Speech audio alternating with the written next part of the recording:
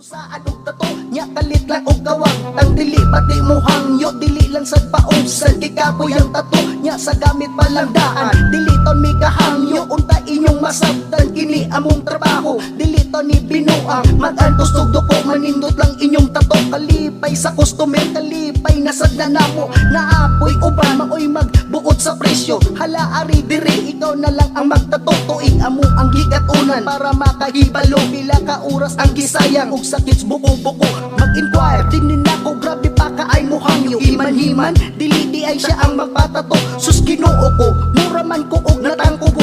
Istorya lang ni ako unta dili maigo. Maunang ako iistorya ang tanan, kini amo ang gamit amo sad ning gihaguan. One time na ami ato gigasabutan, gipakita sa design, ako pa siyang gipasahan. Naigking na lang ko, murag nakilatan.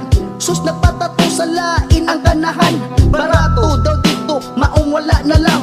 250 raman, murag ako ang gisayangan. Puti ang pamanit, ang tato dili masabtan. Unsa man ni murag gibugal-bugalan, sa pagkaburaot nimo nangita kag barato, nya unsay resulta, kalot kas imong ulo.